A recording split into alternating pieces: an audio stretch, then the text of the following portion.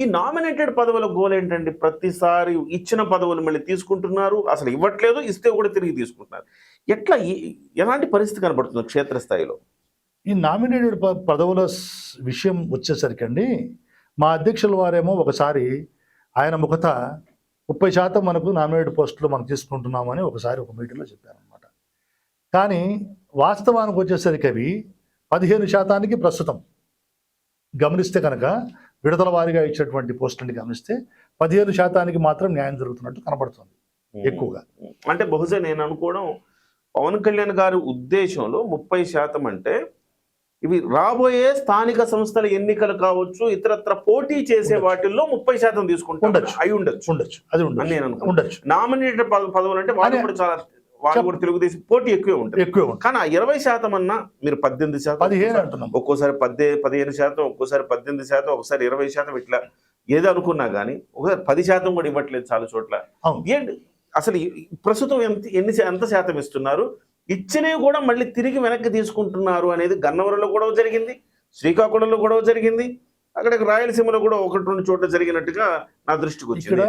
ఇక్కడ ఒక చిన్న సమాచార లోపం ఏం జరుగుతుందంటే, ఎవరికైతే పదవులు ఇస్తున్నారో వాళ్ళకి కొన్ని పదవులు కొందరు రెడీగా ఉండకపోవచ్చు తీసుకోవడానికి. ఈ సమాచార లోపం కానీ లేకపోతే ఈ కమ్యూనికేషన్ గ్యాప్లో కానీ ఈ డైరెక్టర్ల పోస్టులు కొంత సమాచారం ఫోన్లు వస్తున్నాయి. వీళ్ళు కొంతమంది వద్దంటున్నారు, సారీ చెప్తున్నారు, దయచేసి మాకు వద్దులని అంటున్నారు. అలాగే కొన్ని చోట్ల ఏంటంటే ఈ టీడీపీ వాళ్ళు, అంటే అందరినీ మనం ఎక్కడో ఒక చోట 2 చోట్ల కొంతమంది ఉంటారు. మన జనసేన వాళ్ళకి, జనసేన కార్యకర్తలకి పదవులు ఇవ్వడం ఒక పద్ధతి అయితే, టీడీపీలోని కొంతమంది జనసేనలోకి చేర్చి ఈ జనసేన అతనికి జనసేన కోటాలో ఇచ్చామని చెప్పేటువంటి సందర్భాలు కూడా అక్కడక్కడ జరిగాయి. టివి రామారావు గారి విషయంలో ఒక ఊర్లో అదే జరిగిందంటాడు ఆయన. ఒకటి ఇచ్చారు, అన్ని వాళ్ళు తీసుకున్నారు, ఒకటే ఇచ్చారు. ఒకటి కూడా వాళ్ళు అసలు జనసేన పార్టీలో పనిచేయకుండా వాళ్ళ వెనక తిరిగే ఒక వ్యక్తికి జనసేన పేరు చెప్పి ఇచ్చేసారంటమాట. సో ఇవన్నీ కూడా ఏమంటామంటే, మేము ఎక్కడో, ఎందుకంటే ఇంత పెద్ద వ్యవస్థలో ఇంత పెద్ద 3 పార్టీలు కలిసి ఉన్నాయి, అందరినీ సంతుష్టీకరణ చేయడం అంత ఈజీ కాదు.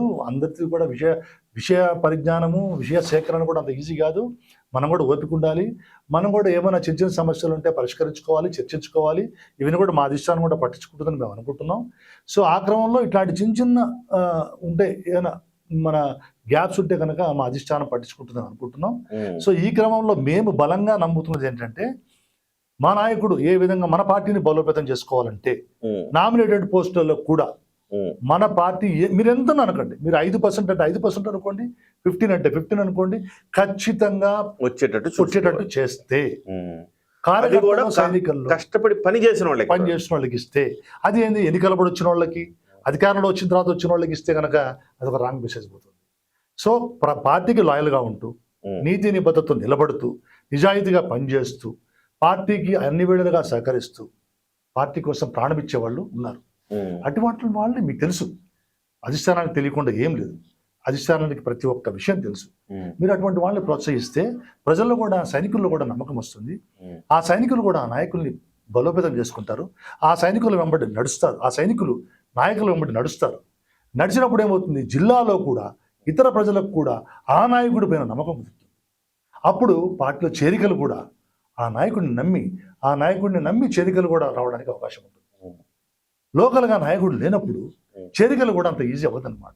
ఎందుకంటే పవన్ కళ్యాణ్ గారిని కలవడం అందరికీ సాధ్యం కాదు. ఒక బలమైన నాయకుడు ఉన్నప్పుడే చేరికలు కూడా సాధ్యమవుతాయి. లేకపోతే ఎవరు నమ్మి వస్తారు వాళ్ళు ముందుకి?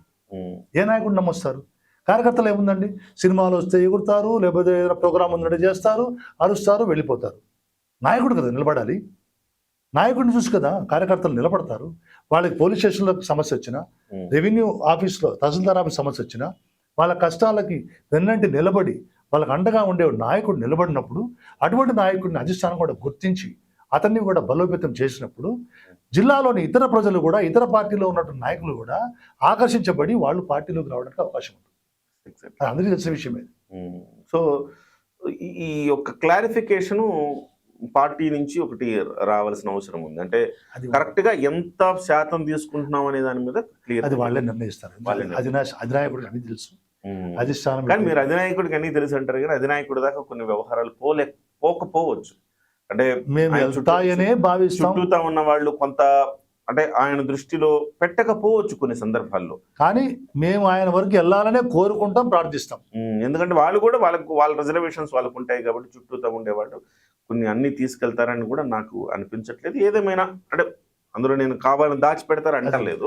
సో వాళ్ళ రిజర్వేషన్స్ వాళ్ళకు ఉంటాయంటే ఇది పెద్ద ఆయన దాకా బాస్ దాకా తీసుకెళ్తే ఏమంటారు అని ఇట్లాంటి మేబీ సంశయాల మధ్య ఆగుండొచ్చు రకరకాల. బట్ మేమైతే బలంగా దేవుడిని ప్రార్థించేది కానీ ప్రజల తరఫున జన సైనికుల తరఫున కానీ ఆయన వరకు ప్రతి ఒక్కటి వెళ్ళి ఆయన వరకు వెళ్తే కనుక ప్రతి ఒక్కరికి న్యాయం జరుగుతుంది నమ్మకం మాత్రం అందరికీ.